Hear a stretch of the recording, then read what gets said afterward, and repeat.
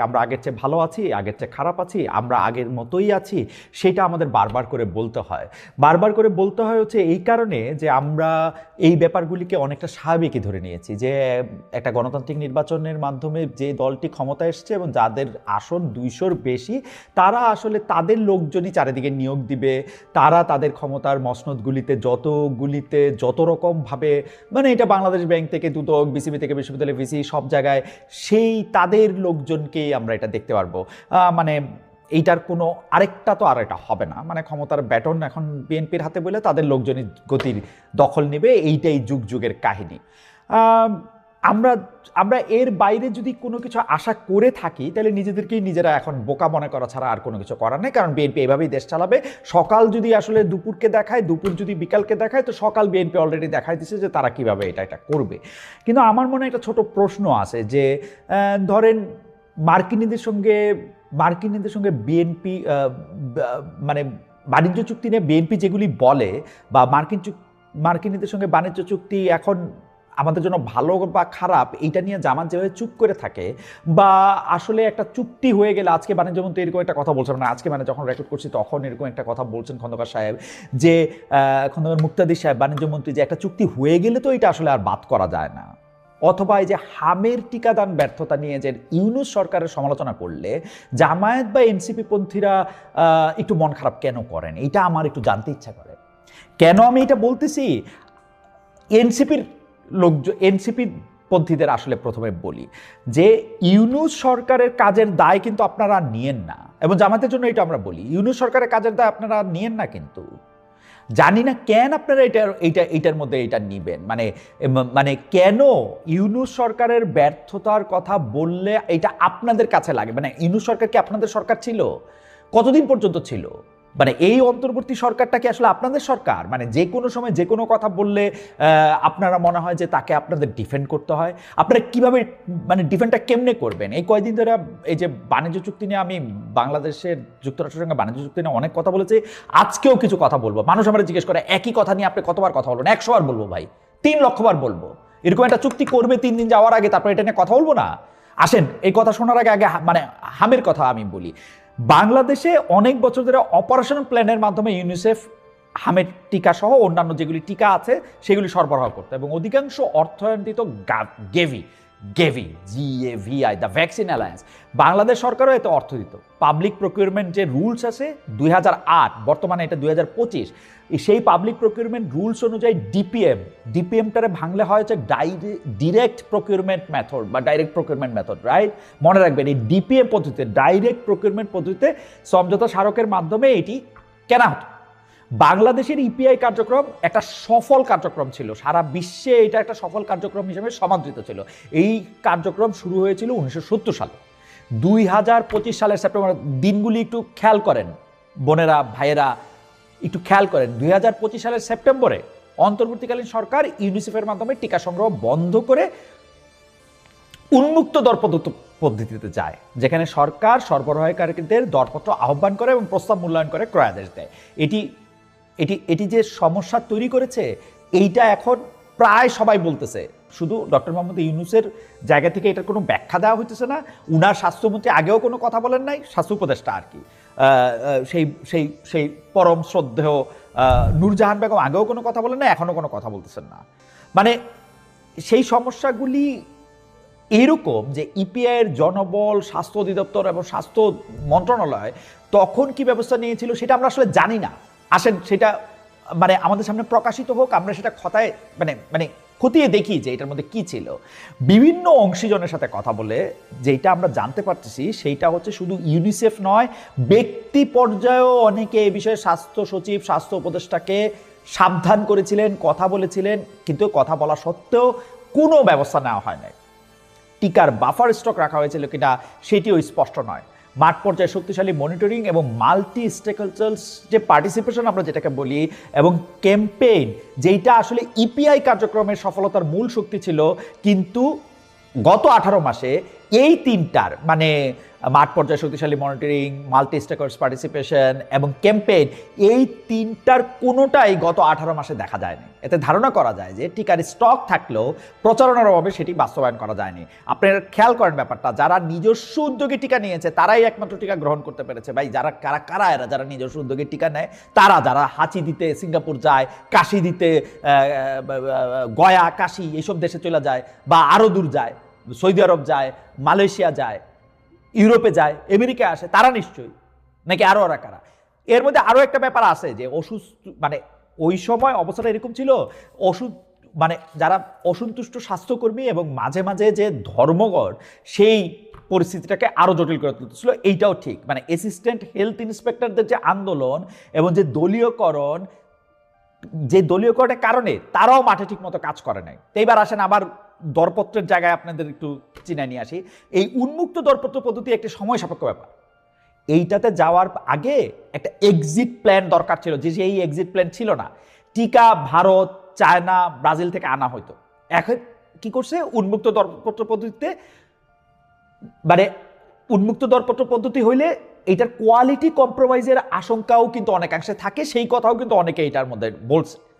হামের প্রকোপে এই যে কতজন শিশু মারা গেছে আমি সংখ্যা জানি না, এটা এটা এটা এটা মানে এটা ধরেন হামের প্রকোপে যে শিশু মৃত্যুর ঘটনা, সেটা তো ঠিক।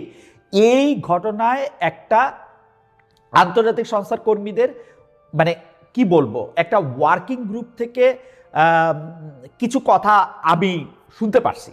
এখন সেই কথাটা আপনি আপনাদের জন্য একটু বলি। ওই গ্রুপের একজন সদস্য আমাকে এরকম বলছে যে ওই ডক্টর মোহাম্মদ ইউনূস সরকারের সময় স্বাস্থ্য মন্ত্রণালয়ে একজন বিশেষ সহকারী ছিল। এই যে টিকার এই অবস্থা, সেটা সেই সময়কার সেই বিশেষ সহকারীর অধ্যত্ব এবং স্বল্প দৃষ্টিসম্পন্ন চিন্তার ফল। এটা আমার কথা না ভাই, এটা উনি বলতেছেন। স্বচ্ছতা সবসময়ই স্বাগত। ওনারা বলতেছেন যে স্বচ্ছতা তো সবসময় ওয়েলকাম করা যেতে পারে। বাংলাদেশের অধিকাংশ সরকারি টেন্ডার উন্মুক্ত দরপত্রের মাধ্যমে হয়, খোলা দরপত্রের মাধ্যমে বাংলাদেশ সরকারি টেন্ডার অধিকাংশ হয়। কিন্তু সেইটা কইরা কি হাসিনার আমলে বা তার পরের আমলে, তার আগের আমলে, কোন সরকার আমলে দুর্নীতি ঠেকানো গেছে? ইউনিসেফের কিন্তু নিজস্ব দুর্নীতি প্রতিরোধ ব্যবস্থা আছে।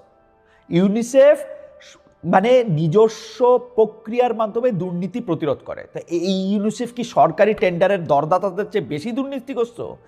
এখন ছিল, আগে ছিল, কখনো ছিল? মানে এটার উত্তরটা আমি আপনাদের বলি, সম্মত না। ইউনিসেফ সরকারি টেন্ডারের দরদাতাদের চেয়ে বেশি দুর্নীতিগ্রস্ত না, ছিল না, আগেও ছিল না, এখনো নাই। মানে আমরা এরকমই শুনি আর কি, বা এরকম জানি।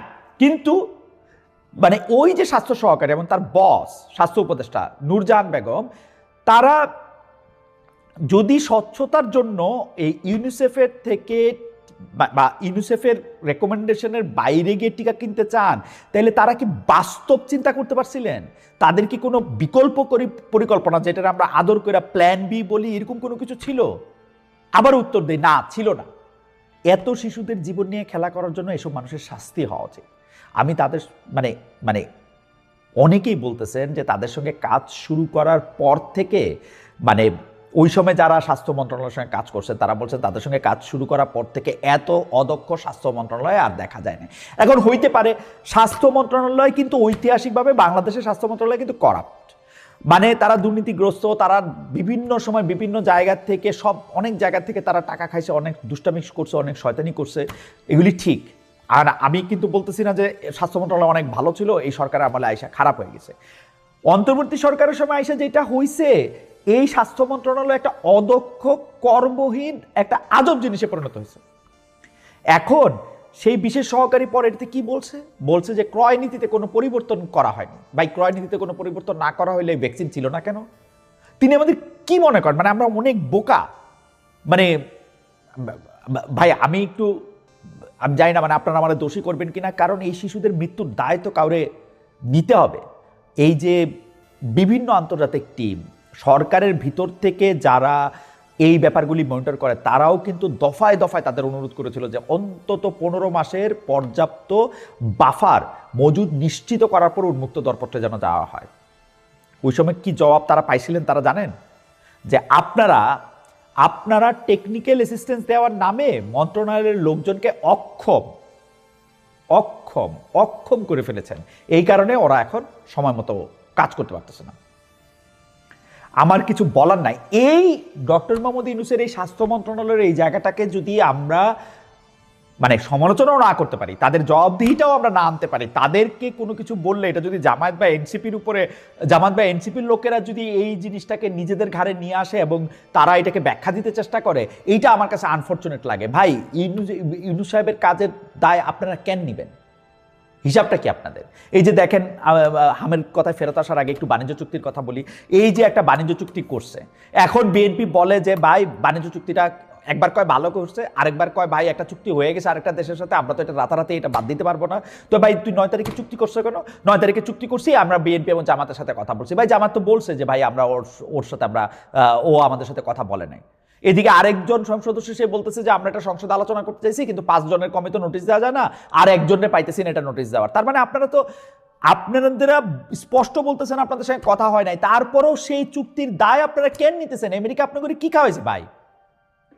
যে জামাত ইসলামের এই যে জনাব শফিকুর রহমান, আমেরিকা আপনাকে কি খাওয়াইছে? জনাব নাহিদ ইসলাম, আমেরিকার থেকে আপনারা কি পাইছেন যে আমেরিকার এই চুক্তিটা নিয়ে আপনারা কথা বলতে চাইতেছেন না? আবার কিছু হইলেই বলে আপনি কিছু জানেন, আমাকে বলে আপনি আন্তর্জাতিক চুক্তি পড়ছেন, অন্যান্য দেশের সাথে কি পড়ছেন জানেন? সরাসর মিথ্যা কথা বলে এটার মধ্যে এটা 37% থেকে 19% আসে না। সরি, 37% ছিল না তখন। এই চুক্তি যখন করে তখন ট্যারিফ ছিল 20%। আর তাছাড়া আমেরিকা কি বাংলাদেশে দয়া করে?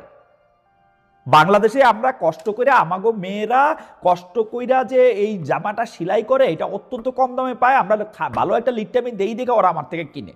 ও আমার থেকে কিন্তু দয়া করে না, কিন্তু যে ও যা ইচ্ছা বলবে তাই আমাদেরকে শুনতে হবে। ভাই আমারে বারবার যে বলেন যে চুক্তিটা পড়ে দেখছেন কিনা, এখন আপনারা আমেরিকারে জিজ্ঞেস করে আরেকটা জায়গা থেকে তেল কিনবেন, আরেকটা দেশের সাথে বাণিজ্য করবেন, আমেরিকার কি জানি বলে কৃষি পণ্য আইনা বাংলাদেশে আইটা ভরবেন, আমেরিকার তুলা দিয়া বাংলাদেশে কাপড় সিলাইবেন। হিসাব করছেন এগুলি? এই যে এই জাহাজ দিয়ে আনতে এগুলি লিড টাইম কত লাগবে, কত টাকা বেশি লাগবে, এগুলি হিসাব করছেন? আমেরিকার 6,500 পণ্য এটার মধ্যে ঢুকাইবেন, বোয়িং কিনছেন, খুব খুশি, এখন বোয়িং খুব ভালো বিমান। এগুলি নিয়ে আপনারা কথা কবেন না। কারণ হচ্ছে যে কেন জানি ইউনূস সরকারের প্রোটেকশনের দায়িত্ব আপনারা নিছেন, জামাত ইসলামী নিছে, এই এনসিপি নিছে। অথচ এনসিপির বোঝা উচিত যে এই ইউনূস সরকারের সাথে যদি কারো কোনো রকম কোনো যোগসূত্র থাইকা থাকে, কেউ যদি ইউনূস সরকারের ব্যাটন নিয়ে সামনে যায় থাকে, সেটা হলো বিএনপি। ইউনূস সরকার যা যা কিছু করছে বিএনপি তা কিছুই করতেছে, আমি আলাদা কোনো কিছু দেখি না। এবং ইউনূস সরকারের বিভিন্ন রকম এই যে ধরনের বাণিজ্য চুক্তি, হ্যান্ড চুক্তি, ত্যান চুক্তি, এগুলি তারা মানে ইউনূস সরকারের কাজেরই তো তারা ধারাবাহিকতা তারা রাখতেছে। তাগো ইউনূস সরকারের অ্যাটর্নি জেনারেল এখানে এসে আইনমন্ত্রী হয়েছে, ইউনূস সরকারের প্রেসিডেন্ট এখানে প্রেসিডেন্ট আছে, ইউনূস সরকারের নিরাপত্তা উপদেষ্টা এদের এসে পররাষ্ট্রমন্ত্রী হয়েছে, মানে ইউনূস সরকারের বিডার চেয়ারম্যান এখানে এসে বিডার চেয়ারম্যান, ইউনূস সরকারের অধিকাংশ সচিব টচিব এখানে এসে। এটা আমি এই কথা বারবার করতেছি আপনাদেরকে একটু বাতাস দেওয়ার জন্য, একটু ব্যাপারটা বোঝার জন্য। কি ভাই আশ্চর্য! মানে আমি হামের টিকা দেওয়ার ক্ষেত্রে, অবস্থানের ক্ষেত্রে ইউনূস সরকারে আর আপনারা মানে আমি জানি না, আপনারা অ্যাটলিস্ট তার জবাবদিহিটা চান, অ্যাটলিস্ট তার স্বাস্থ্য উপদেষ্টা, অ্যাটলিস্ট প্রধান উপদেষ্টা বলুক এখানের মধ্যে কি হবে। প্রধান উপদেষ্টা দেখলাম ফেসবুকে ভাইসা বেড়াচ্ছে, তিনি কে জানি মারা গেছে, তার ব্যাপারে শোক দিতেছে। ভাই 300-র বেশি শিশু মারা গেছে, নাকি কয়শো শিশু মারা গেছে, তাদের জন্য একটু শোকগ্রস্ত হন, তাদের জন্য একটু শোক জানান। বিএনপিরে বলতেছি ভাই, ইউনূস সরকার করুক আর আপনারা করুক, এই যে আপনারা সকল কিছু বন্ধ করে, এই দরকার হইলে আমাদের সব কিছু বন্ধ করে দেন, সব কিছু বন্ধ করে দেয়া একটা ড্রাস্টিক অ্যাকশন নেন। আপনারা যেইভাবে পারেন, যা কিছু কইরা পারেন, আপনারা এই পোলাপানগুলিরে বাঁচান। এই যে কবেন যে এটা ইউনূস সরকার করছে, বা আরো মজা করে বলবেন আওয়ামী লীগ সরকারের সময় এই ব্যর্থতা হয়েছে, এখন আপনারা বাঁচান, দেখি কি করতে পারেন।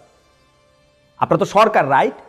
আপনারা তো মানে এইরকম ক্রাইসিস হলে আপনার ক্রাইসিসটা আপনারা ম্যানেজ করবেন, নাকি আপনারা মরতে দিবেন? হ্যাঁ 300 মরছে, আরো 3000 মরুক। আপনারা কি সমন্বিত উদ্যোগ নিছেন আমার এটা বলেন তো? হাসপাতাল থেকে হাসপাতালে পোলাপান ঘুরতেছে, একটা স্পেশাল একটা কোনো একটা কিছু করছেন যে হ্যাঁ ঠিক আছে, এই রকম প্রত্যেকটা জেলায় জেলায় আমরা এরকম একটা জায়গা নিছি যেখানে আসলে এই সংক্রামক বা এইরকম একটা রোগে আক্রান্ত শিশুদের আমরা চিকিৎসা দিতে পারি? সত্যি করছেন আপনারা? বলেন তো। এখন আপনারা বলবেন যখন হামে শিশু মৃত্যু শুরু হয়েছে তখন আপনাদের সরকার টিকাদান কর্মসূচি জোরদার করছেন, ভালো করছেন, জোরদার করছেন, আর টিকা সংগ্রহে নজর দিয়েছেন, খুব ভালো করছেন। কিন্তু যারা এখন আক্রান্ত হয়েছে এই জনাব এই স্বাস্থ্য ও পরিবার কল্যাণমন্ত্রী সর্দার মোহাম্মদ সাখাওয়াত হোসেন, আপনার একটা ডাক নাম আছে বকুল, সেই সর্দার মোহাম্মদ সাখাওয়াত হোসেন বকুল ভাই, আপনি একটা ব্যবস্থা নেন যে মানে চিকিৎসার অভাবে কেউ বাংলাদেশের কোনো জায়গায় কোনো শিশু এই হাম আক্রান্ত হয়ে যেন আর না মারা যায়। টিকার কথা আপনারা পরে দোষ দিয়ে, ইউনূস সরকারের সব দোষ হচ্ছে আগের আওয়ামী লীগ সরকারের। মানে আপনারা এই ক্রাইসিসটা ম্যানেজ করেন ভাই। আর বাকি যেগুলি হচ্ছে আপনাদের কার্ডে ছিল, এই যে খাল খনন, বিভিন্ন সেবা কার্ড বিতরণ, সেগুলি ঠিকই আছে, আপনাদের নির্বাচন ইশতেহার আপনারা বাস্তবায়ন করবেন, সেইটার ব্যাপারে আমাদের কোনো আপত্তি নাই। কিন্তু আমার কাছে মনে হয় প্রায়োরিটি ঠিক করেন ভাই। প্রায়োরিটি হইল হামে আক্রান্ত আর কোনো শিশুরে মরতে দেওয়া যাবে না ভাই। এটা 2026 সাল, এইটা অনেক দূর থেকে ঢাকা আসতে পারে নাই, জেলা শহরে আসতে পারে না, এটা হবে না। কোনো কিছু একটা ওয়ার্ক প্ল্যান বাইর করেন ভাই, যে এইটা কইরা আপনি এদেরকে বাঁচাবেন, ঠিক আছে? আমার আর আর ডক্টর মোহাম্মদ ইউনূস, আপনার সঙ্গে আমার কিন্তু এই যে মানুষ মনে করে আপনার লগে আমার একটা মানে, আপনি যত বড়, আপনি যদি মনে করেন একটা গাছ হন, আমি সেই গাছের মানে আমি সেই গাছের আগাছাও না, গাছের নিচে ঘাসও না, আপনার লগে আমার কোনো তুলনা হইতে পারে না। আপনি বহুত বড় ভাই বাংলাদেশের, মানে আপনি নোবেল প্রাইজ পায় একটা কথা কইছিলেন যে আজকে বাংলাদেশের মানুষ আর মানে অনেক বড় একটা অর্জন করলো, সেটা স্বাধীনতার পরে হয়তো সবচেয়ে বড় অর্জন, আমরাও এটা বিশ্বাস করি ভাই। আপনি স্যার এটা অনেক বড় অর্জন, কিন্তু আপনি যে জিনিসগুলির ব্যাপারে আপনার বিরুদ্ধে আমরা অভিযোগ করতে বাধ্য হইতেছি, আপনি সেগুলি পরিষ্কার করে দিয়ে যান। আমরা তো জানি আপনি একজন নির্লোভ মানুষ, আপনার নিজের নামে কোনো কিছু নাই, আপনি নিজে কোনো কিছু করেন না, এগুলো এসে এখন আপনি আমাদেরকে বলে দিয়ে যান। আপনার স্বাস্থ্য উপদেষ্টারে বলেন এই টিকা নিয়ে কি হয়েছে সেইটা আমাদের কাছে একটু বলুক, যাতে আমরা এটা অভিজ্ঞতাটা অন্তত নিতে পারি। উনি হয়তো ঠিক কাজটাই করছেন, যা করছেন উনি একদম 100% ঠিক কাজ করছেন, এবং আপনারও তো কোনো ভুল নাই, আপনিও হয়তো সব ঠিক কাজ করছেন, কিন্তু এটা আমাকে একটু বুঝাই দিয়া যান। আমরা তো নাদান করে একটু বুঝাই দিয়ে যান, ওইটাও তো আপনাকে একটা দায়িত্বের মধ্যে পড়ে, তাই না? আরেকটা বিষয় নিয়ে খুব কথা হইতেছে, সেটা হচ্ছে পশ্চিমবঙ্গে বিজেপির রাজ্য সরকার আসছে, বাংলাদেশের প্রভাব কি? আরে ভাই, বিজেপি ভারতে মানে রাজ্য সরকার মানে কি? বিজেপি ভারতে কেন্দ্র সরকার আজকে 3 টার্ম, রাজ্য সরকার আলাদা কি প্রভাব হবে? মানে প্রভাব থাকুক আর না থাকুক, আমার এটা নিয়ে কথা কইতে হবে, আমার এটা নিয়ে গুতাগুতি করতে হবে, এইটাই কি কারণ? মানে পশ্চিমবঙ্গের বিধানসভার নির্বাচনে বিশাল জয় পাইছে যে কেন্দ্রের ক্ষমতায় থাকা বিজেপি। ভাই, ভারতের বাংলাদেশের সাথে যে সম্পর্ক, বাংলাদেশের বর্ডার, সেটা আপনি কিলিং দিয়ে বলেন, নিয়ন্ত্রণ দিয়ে বলেন, ভারতের যে পররাষ্ট্রনীতি, সেই পররাষ্ট্রনীতি তো পশ্চিমবঙ্গ সরকার কোনোদিন করে নাই। পশ্চিমবঙ্গ সরকার 2-3টা বাম হাত দিছে, মানে কি তিস্তার পানি দিবে কি দিবে না বলছে, মমতা ব্যানার্জি পানি দিতে চায় না, সেই জন্য আমরা তিস্তার সঙ্গে চুক্তি করতে হয় না, এইগুলো আমি বিশ্বাস করি না ভাই। মমতা ব্যানার্জি তৈরি তো প্রত্যেকটা রাজ্য সরকারই তো তৈরি সিদ্ধান্ত নিতে পারতে হয়। এই বিদেশের সাথে সিদ্ধান্ত বা আরেকটা রাষ্ট্রের সাথে সিদ্ধান্ত কি রাজ্য সরকার নেয়? বা রাজ্য সরকারের সঙ্গে আলাপ না করে, মানে আপনি চিন্তা করে দেখেন যে কি সব গল্প। ভারতের প্রধানমন্ত্রী ছিলেন তখন মনমোহন সিং, উনি চলে আসছেন, উনি আইসা সাইনও করে ফেলবেন, এরকম একটা অবস্থা। এই যে তিস্তা চুক্তি উনি সাইন করে ফেলবেন, আমাদেরকে তখন পররাষ্ট্রমন্ত্রী ছিলেন দীপুমণি বলছেন যে এই তো কালকে সাইন হবে ব্যাপারটা। আসার পরে উনি বললেন মমতা চায় নাই, সেই জন্য আমরা এটা করতে পারলাম না। তো মমতা চায় নাই, তো এটা আগে আলাপ করেন আপনারা। আবার দেখা গেল যে এখন মমতা ব্যানার্জি গেছে, আসছে হইলো বিজেপি, এই শুভেন্দু অধিকারী মুখ্যমন্ত্রী হয়েছে দেখা আওয়ামী লীগের লোকেরা খুব খুশি, বা শুভেন্দু অধিকারী মুখ্যমন্ত্রী হইব এই ঘোষণা পাইয়েই খুব খুশি, বা বিজেপি জিতছে দেখেই খুশি। কে খুশি? আওয়ামী লীগের লোকজন নাকি খুশি। মানে এর কারণ কি? আওয়ামী লীগের লোকজন খুশি কারণ হচ্ছে যে এই শুভেন্দু অধিকারী সহ বিজেপির নেতারা নাকি বলছে বাংলাদেশে এই যে প্রধানমন্ত্রী শেখ হাসিনা আছে, তিনি আবার প্রধানমন্ত্রীত্বের মর্যাদায়, আবার বাংলাদেশে ফিরে যাবেন এইখান থেকে। ভাই, উনি কি এখন প্রধানমন্ত্রীত্বের মর্যাদায় আছেন? আপনাদের দেশে যে আছে, এখন আছে, উনি এখন প্রধানমন্ত্রীর মর্যাদায় আছে? উনি যখন ওয়েনিকে নামছেন, ওনাকে কি আপনারা প্রধানমন্ত্রীর প্রোটোকল দিয়ে রিসিভ করছেন? কি সব কথাবার্তা। কিন্তু এইখানে লক্ষ্য করার বিষয় হচ্ছে যে বাংলাদেশের সীমান্ত এলাকায় জামায়াতে ইসলামী সীমান্ত এলাকার যে আসনগুলিতে সেগুলিতে জামায়াতে ইসলামী ভাষণ মানে খুব ভালো করছে। এখন পশ্চিমবঙ্গের সীমান্ত আসনগুলিতে বিজেপি প্রার্থীরা এগিয়ে গেছেন। অনেকে এটার মধ্যে অঙ্ক করতেছে যে বাংলাদেশে মানে পশ্চিমবঙ্গে বিজেপির উত্থানের কারণে বাংলাদেশে জামায়াতে ইসলামী শক্তিশালী হবে, বা ওই দেশের একটা সাম্প্রদায়িকতাকে মোকাবেলা করার জন্য আমরা খুব অসাম্প্রদায়িক হব না, আমাদেরও একটা সাম্প্রদায়িক হয়ে ওঠার একটা সম্ভাবনা আছে। ভাই আমি এগুলি কিছু জানি না, আমি সহজ কথা বুঝি। সহজ কথা হচ্ছে যে আপনারা যদি গণতন্ত্রের মধ্যে সব মানুষের সমান মর্যাদা সমান অধিকার নিশ্চিত না করতে পারেন, সেটা যেই ছুতাই হোক, সেইটা পশ্চিমবঙ্গে বিজেপি আসছে নাকি নরেন্দ্র মোদী খুবই খারাপ লোক, বা নাকি সৌদি আরব এবং ইরান খুব ভালো, সৌদি আরব এবং ইরান পরস্পর মারামারি করতেছে, নাকি আমেরিকা ইসরায়েল ইরানের আক্রমণ করতেছে, বা যা কিছু দিয়েই হোক, আপনারা যে কোনো ছুতা দিয়েই মানুষের অধিকার মানুষের মর্যাদা যদি আপনারা ক্ষুণ্ণ করেন, তাইলে এই গণতন্ত্র টিকবে না। এবং এই মানে যেইটাকে বলে হচ্ছে যে হ্যাঁ গণতন্ত্র নিশ্চয়ই মানে ইয়ার ঊর্ধ্বে না, মানে কি বলে জানি একটা মানে একটা একটা একটা একটা ভুলের ঊর্ধ্বে একদম ত্রুটিহীন একটা ব্যবস্থা না, কিন্তু এখন পর্যন্ত অন্যান্য যে ব্যবস্থা আছে সেই ব্যবস্থাগুলির মধ্যে গণতন্ত্র একটা টেস্টেড ব্যবস্থা, এরকম যে গণতন্ত্র থাকলে অন্যান্য অনেক ঝামেলাগুলি মানে মোকাবেলা করতে সুবিধা হয়। মানুষের মর্যাদা যদি আপনি সব মানুষের সমান না করেন, ধর্ম গোত্র বর্ণ ভাষা এগুলি দিয়ে যদি আপনি আলাদা করে রাখেন এবং এর জন্য যদি আপনি ছুতা নেন, মানে খুব ভালো প্রশ্ন না, কিন্তু এগুলি খুব ভালো উত্তরও না, কিন্তু এগুলি কোনগুলা জানেন? যখন আপনি আপনার এলাকার একজন দুর্বল রে একজন সংখ্যালঘুর অত্যাচার করেন, তারপরে আর আমি যখন বলি যে কেন ভাই এই অত্যাচার করতেছেন, কেন এই জায়গাটার মধ্যে থেকে আপনি প্রতিবাদ করতেছেন না, তখন বলে জানেন না ইন্ডিয়াতে কি হয়। আর ইন্ডিয়াতে কি হয় দিকে আমার কি সমস্যা? ইন্ডিয়াতে একটা অন্যায় হয় দেখে কি আমি এখন অন্যায় করব? এইটা কিন্তু ভাই এই তুলনার অন্যায়টা এইটা আমি বুঝতেই পারি না। আপনি কোনো কিছুর একটার প্রতিবাদ করতে সময় সেটাকে গোষ্ঠীতে নিয়ে যান কেন? আপনি এটা আপনার একটা গোষ্ঠীবাদ এটার মধ্যে কেন করেন? ভাই ওই যে এই লোকের বিরুদ্ধে এখন একটা অভিযোগ আসছে, আপনারা দল বাইন্দা তাকে প্রোটেক্ট করতে চলে গেলেন। কেন দল বাইন্দা প্রোটেক্ট করতেছেন? কারণ তার মতো দেখতে আরো দুইটা লোক আওয়ামী লীগের আমলে অত্যাচারিত হয়েছে। তো কি হয়েছে? তো এই জন্য একটা গোষ্ঠীতন্ত্র করতে হবে ভাই। প্রত্যেকের অপরাধ প্রত্যেকের নিজস্ব অপরাধ। ওই লোকের অপরাধের কারণে ইসলাম ক্ষতিগ্রস্ত হয়েছে, ওই লোকের অপরাধের কারণে হিন্দু তো ক্ষতিগ্রস্ত হয়েছে, ব্যাপারটা এরকম না। ওরা তো ইসলামের নামে এটা করে নাই।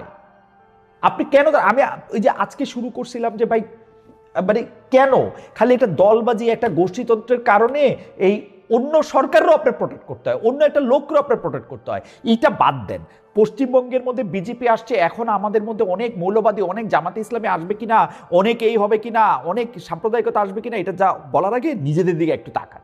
নিজেদের দিকে তাকান বলতে আমি এটা বুঝাইতে চাইতেছি যে এইটা বলতে চাইতেছি যে ভাই ন্যায়, ন্যায় শব্দটার অর্থ হচ্ছে মত। আপনি আপনার যেই বিচারটা আপনার নিজের ক্ষেত্রে চান সেই বিচারটা আপনি আপনার সবচেয়ে শত্রুর জন্য নিশ্চিত করেন এবং বিচার আপনার হাতে তুলে নিয়েন না, এবং সব মানুষের সমান অধিকার মর্যাদা সেগুলি রক্ষা করেন। তাইলে আর কোনো এই এই এই এই মানে মানে এই হানাহানি এই রকম একজনের জন্য আরেকজনের মিসট্রাস্ট সেটা থাকবে না। এটা তো সত্য। বিজেপির যে স্বভাব, ভারত জুড়ে মুসলিম মসজিদ এরকম নানা কিছুতে এখন সমস্যা হইতে পারে, এর জের ধইরা বাংলাদেশে যাতে কিছু না হয় সেইটাই এন্টি বিজেপি রাজনীতি। আপনারা যদি সেইটাই আমরা করি বা সেইটাই আমরা করতে দেখেন বা সেইটাই আমরা হইতে দেই, ওইটা বিজেপির রাজনীতিরই জিতাই দিবে, আমারে আপনারে না। মানে এই কথা তো আমরা মানে অনেকবারই শুনছি, তাই না? যে পশ্চিমবঙ্গ সহ বিভিন্ন রাজ্যের বিজেপি নেতারা বিভিন্ন সময় সেই দেশের মুসলিমদেরকে বাংলাদেশে পাঠায় দেওয়ার একটা হুঁশিয়ারি দিয়েছেন। এখন কত জনের এরকম অভিযোগ আছে শুধুমাত্র মুসলমান হওয়ার কারণে তাদের ভোটার লিস্ট থেকে নামও বাদ দিছে। এই পুশব্যাক বা পুশইন একটা ভাবনার বিষয়, কিন্তু এইটা একটা পাল্টাপাটলি দলাদলি না করে এইটার মধ্যে মানে আমরা কি করতে পারি শক্ত হয়ে, সেইটা হচ্ছে আমাদের এখন এটা দেখার জিনিস। আমাদের পররাষ্ট্র প্রতিমন্ত্রী শামা ওবায়েদ এরই মধ্যে সাংবাদিকদের জানিয়েছেন, আমরা তার কথাটা একটু শুনি। কোর্ট পশ্চিমবঙ্গ রাজ্য সরকারে যেই থাকুক না কেন অমীমাংসিত বিষয়গুলোর সমাধানে বাংলাদেশ একই দৃষ্টিভঙ্গি নিয়ে কাজ করবে। বিজেপি বা অন্য কোনো রাজনৈতিক দল হোক, আমাদের দিক থেকে আমাদের ওদের সাথে পানির ইস্যু আছে, পুশব্যাকের যে ইস্যুটা বললেন ওটা আছে, আরও অনেক ইস্যু আছে, সেই ইস্যুগুলিতে আমাদের রয়ে যাচ্ছে। সেগুলিতে যেই সরকার আসুক না কেন বা থাকুক না কেন তাদের সাথে আমাদের আলোচনার ভিত্তিতে সমাধান করতে হবে। ভাই আলোচনার ভিত্তিতে তখনই সমাধান হবেন যখন আপনারা একটা ক্লিন হ্যান্ড নিয়ে আসবেন। ভাই আপনাদের কি কি ইস্যু আছে সেগুলি যখন আপনারা পরিষ্কার করবেন, আপনারা যখন পরিষ্কার করবেন কোন চুক্তি আপনারা করতে চাইতেছেন, যে চুক্তিটা আপনার করতে ভারত রাজি হচ্ছে না, আপনারা যখন পরিষ্কার করবেন কোন চুক্তি আমাদের সাথে অলরেডি ভারতের আছে, যেটা আমরা আওয়ামী লীগের দোষারোপ করি যে আওয়ামী লীগের এত এত এত এত চুক্তি আছে, সেগুলি আপনারা যখন সামনে আনবেন, এগুলি নিয়ে এত এত এত টেকনিক্যাল হয়ে না। এই যে আপনি এগুলি যতগুলি কথা কইছেন না, এগুলি সামাবে এর মধ্যে কোনো মানে ইয়াতে দিতেছি, ফেসবুকে দিতেছি, রবীন্দ্রনাথ ঠাকুর নিয়েও অনেক কথা হইতেছে। তার একটা কথা বলি যে মানে আপনি অনেক কথা জান যে বলে কোনো কথা না বলে আপনার ভাষা বোঝার আশা আমরা বহু আগে জলাজলি দিয়ে দিছি আপনার সরকারের। কেন জানেন? এই যে দৃষ্টিভঙ্গিতে আগে কাজ করবে এখনো কাজ করছে। ভাই এগুলি ওপেনলি আমাদেরকে বলেন যে কি নিয়ে কাজ করতেছে, বুঝছেন? এগুলি আমাদেরকে ওপেনলি বলেন। এই 2026 সালে আইসে আর এইগুলি কি চালাকি আমি কমু, ওই মানে ওই ওই ওই ওই ওই কাউয়া চালাকি আর করেন না। কাউয়া চালাকি কিরকম জানেন? ধরুন ঝড় টর উঠলো, ওই ঝড়ের মধ্যে থাকবে না, ওই বালুর মধ্যে মুখটা গুজা দিল। কাক ছাড়া আরো অনেকে নিশ্চয়ই এরকম করে, আমি কাক টাকরেই দেখছি। কোনো একটা কিছুর মধ্যে দেখা গন্ডগোল হইলে সে একটা, ওগুলি আর করেন না ভাই। আমাকে বুঝান যে কি নিয়ে আপনারা কাজ করতেছেন, আগের মতোই কাজ করে যাবেন, সরকার পরিবর্তন কাজটা কি সেটাও বুঝায়েন, বুঝছেন? আর আওয়ামী লীগের লোকজনের বলি, ভাই পশ্চিমবঙ্গে বিজেপির বিজয়ে আপনারা খুশি হয়েছেন, মানে আপনাকে খুশি হওয়া তো হাস্যকর। আসলে মানে মানে কি কমু, যে যারা ডুবতে থাকে তারা খড়কুটা ধরে, আপনারা তো মানে কি যে ধরবেন। ভাই রাজনীতিতে ফিরতে হইলে মানে আপনাদেরই নিজেদের কিছু করতে হবে। মানে আপনাদের মনে আছে তো না, মানে দিল্লিতে বিজেপি সরকার ক্ষমতায় ছিল, কিন্তু 5 আগস্ট কিন্তু শেখ হাসিনার গদি রক্ষা করতে পারে নাই, পারে নাই কিন্তু যেটা দাবি করে পারছে হচ্ছে নিরাপদ আশ্রয় দিতে। সেই নিরাপদ আশ্রয় এমন যে একটা সংবাদ সম্মেলন করা যায় নাই কিন্তু এখন পর্যন্ত। সেই নিরাপদ আশ্রয় এমন যে আসলে একটা সামনাসামনি আইসা একটা ভিডিও ইন্টারভিউ দেওয়া সম্ভব হয় নাই কিন্তু। ওকে, যাক, আজকে পলিটিক্সের নিয়ে যে ব্যাপারটা আপনাদের একটু দৃষ্টিতে আনতে চাই, সেটা হচ্ছে যে স্থানীয় নির্বাচন। এখন স্থানীয় নির্বাচনে কি জামায়াত আর এনসিপি আলাদা হইতেছে? জাতীয় সংসদ নির্বাচনে 11 দলীয় জোট হিসেবে একই জোটে থেকে নির্বাচন করেছে জামাত ইসলামী ও জাতীয় নাগরিক পার্টি এনসিপি, কিন্তু একাধিক আসনে এনসিপি প্রার্থীরা পরাজিত হয়েছে স্থানীয় জামাত সমর্থন না দেওয়ায়। অন্যদিকে পরে জাতীয় সংসদে আমরা দেখলাম 71-এর মুক্তিযুদ্ধ বিরোধী হিসাবে তৎকালীন জামায়াতকে আইনিভাবে দেখাতে আপত্তি এনসিপির নাই। অর্থাৎ মুক্তিযোদ্ধারা কার বিরুদ্ধে যুদ্ধ করছে, কারা ওই সময় ওই পক্ষে ছিল, ওই পক্ষে যদি জামায়াতের নাম থাকে, সেই জামায়াতের নাম থাকাতে এনসিপির আপত্তি নাই। জামায়াতের আপত্তি ছিল, জামায়াত এটার মধ্যে জোর প্রতিবাদ করে এক দফা ওয়াকআউটও করছে, কিন্তু এইটা নিয়ে এনসিপি আপত্তি দেখায় নাই। নির্বাচনের পরও জুলাই সনদ, গণভোট প্রশ্নে তারা নির্বাচনী জোটটা ধরে রাখছে, কিন্তু এইটা কি স্থানীয় নির্বাচনে থাকবে? এখন পর্যন্ত কিন্তু আলাদা আলাদা প্রস্তুতি দেখা যাচ্ছে। যেমন ঢাকা দক্ষিণে মেয়র প্রার্থী হিসেবে এনসিপির আসিফ মোহাম্মদ সজীব ভুঁইয়ার বিপরীতে জামায়াতের প্রার্থী হিসেবে ডাকসুর বর্তমান ভিপি সাদিক কায়েমের নাম আলোচিত হচ্ছে। আসিফ মোহাম্মদ সজীব ভুঁইয়া বলছেন, আমরা একটা 11 দলীয় জোট, এখন 11 দলীয় জোটের মধ্যে আমরা আলাদা নির্বাচন করব, অন্য দল থেকে অন্যজন নির্বাচন করতে পারে, এটা তাদের ব্যাপার। কিন্তু মানে এইটা হইলে ধরেন আসিফ মোহাম্মদ সজীব ভুঁইয়া এবং সাদিক কায়েম বা জামাতের থেকে কোনো কারো নমিনেশন পায়ে ঢাকায় যদি তারা আলাদা আলাদা নির্বাচন করে, তাইলে তাদের এই জোট থাকবে কিনা সেটা নিয়ে কিন্তু মানে অনেকেরই সংশয় আছে। সাংগঠনিক শক্তি যদি আপনি বিচার করেন, তাহলে এনসিপি এখন পর্যন্ত একা নির্বাচন করলে কতটুকু কি করতে পারবে সেটা কিন্তু তাদের একটা দেখতে তারা চাইবেই।